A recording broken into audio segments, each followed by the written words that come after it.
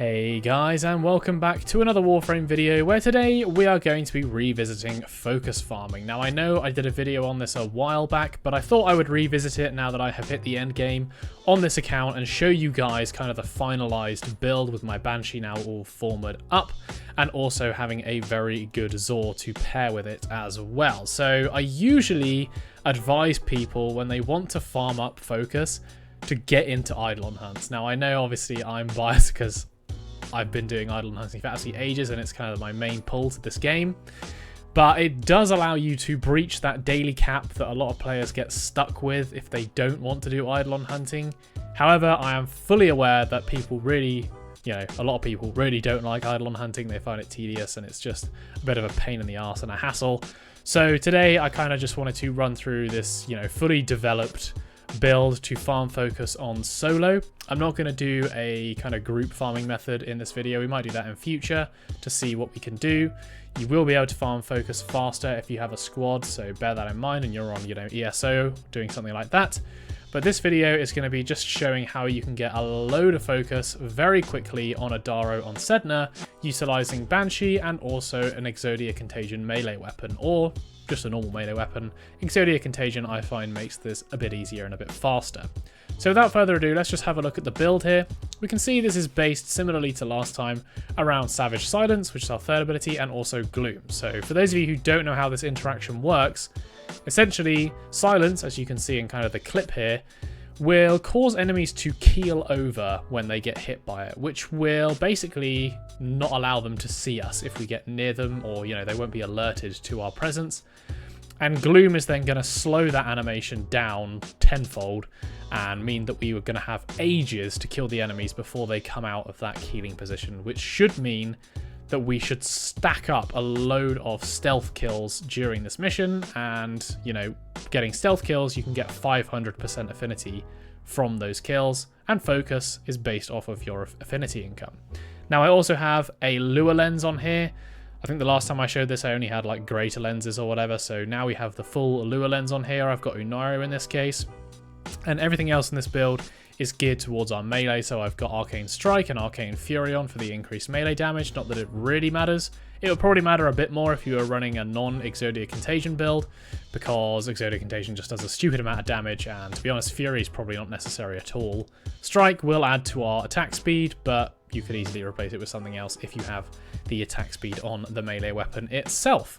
Preparation and Prime Flow, just so we start with the maxed amount of energy we can, and then we just want to stack into Strength to apply more slow on our Gloom and have a decent amount of range. You don't want too much range on this build. If you have too much range, there's a bit of a big buffer between when the enemies get hit by Silence and get hit by Gloom. As you can see, the max range of Gloom is about 20 meters here. The max range of Silence is 25. So there is a 5-meter buffer zone between us and the enemy where they are not going to be slowed in that keel animation. So do bear that in mind when you're running this. If you go too far on the range, that buffer zone will increase, to 10 meters or whatever, and they will have stopped that animation before you even get to them. So that's very important to note. If we take a look at the Exodia Zor here, this is total overkill, but I also have a Lure Unairu lens on this as well. I also have a Riven mod on here, but again, totally not necessary. As long as your Exodia Contagion can one-shot enemies, which in most cases it can without any mods on at all, then this should be just fine for you. If you're not running an Exodia Contagion melee, I would recommend one with a large range, such as the Guandao Prime is always a good shout, because you want to be able to kill enemies as fast as possible, obviously so they don't come out of that animation that Silence is going to inflict upon them. One last thing that I would highly recommend putting on is going to be on the Naraman skill tree. So this is probably what you should spec into first if you are planning to use this method of farming up the rest of the focus in your skill trees. It is going straight for affinity spike. As we can see, we're going to get an extra 45% more melee affinity, and we'll show how that kind of pans out once we get into the run. You can also run a Smeetigavat, which at the time of recording you can use Charm in order to potentially double your affinity income. So this is also a very, very good tool to have, along with Tech Enhance, which is obviously going to increase the duration of that Charm buff. So yeah, that's the build, guys. And what we'll do now, we'll just hop into Adaro. We'll do a quick run through and then we will round out the video. Alright guys, so off camera I did actually randomly pick up an affinity booster, so bear that in mind. This is going to be double than what you would have if you didn't have an affinity booster. But basically what we need to do here is just kind of run into enemies and use our Exodia Contagion to take them out. As soon as we see the affinity, you know, yellow boost come up, we are going to be going ahead and grabbing that. But in order to use Exodia Contagion, you just kind of want to double jump and sling. And you can see in the top right there, our 500% stealth booster is being maintained at all times. There are two things which can kind of alert enemies to your presence here, which you need to be aware of. The first one is the Kuvalich, whatever it's called, the larvae. So when that guy spawns, you want to take him out as soon as possible and get close to him as soon as possible, because he will be able to see you coming from miles off.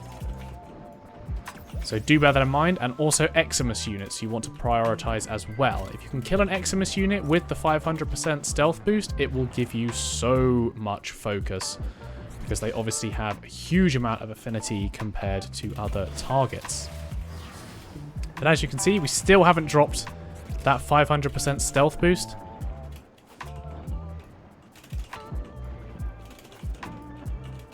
And our affinity boost is running right now.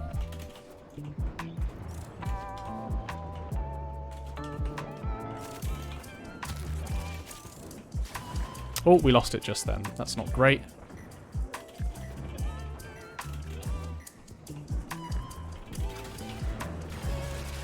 So we got 101,000 from that first boost. That's quite nice. We should get one more before we finish the mission, which we are going to make use of. Now you can see here that there is a Kuva larvaling that has spawned. This guy's going to lose my stealth bonus. No, he's not. He's 140 meters away, so we don't have to worry about him just yet. He's not going to be in these next few rooms.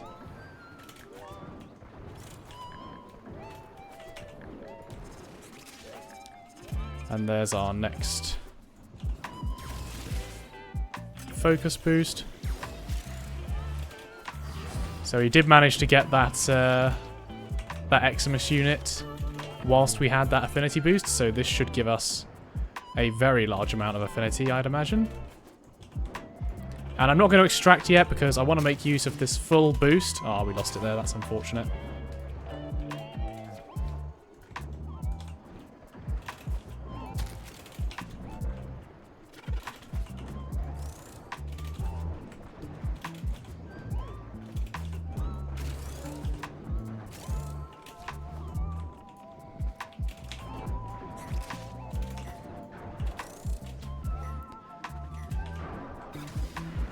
$130,000 there with the Eximus takedown. So as you can see, total focus of 250,000 from 3 minutes of gameplay, which isn't bad at all. And it could have been a lot better. You know, I dropped my stealth bonus twice during that run, and I think I missed out actually on one Eximus unit on that 500% mark, which would have probably capped us off at the daily cap.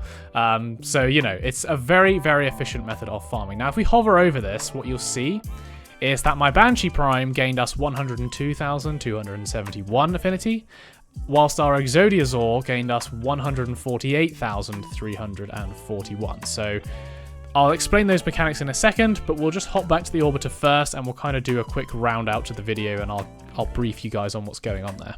So when you're calculating affinity in Warframe, if you get a kill with a weapon, 50% of the affinity from that kill goes to the weapon and 50% goes to the frame. So usually there would be an even split between how much affinity you gain on your weapon and how much affinity you gain on your frame. However, if you remember, on the Narrowman skill tree, we do have Affinity Spike unlocked, so we are gaining 45% more from our melee weapon. And if we just take a quick look at our stats, last mission results, you can see that Exodia basically got 45,000 more than the Banshee did, and the Banshee's on 100,000, so, you know, 45% more.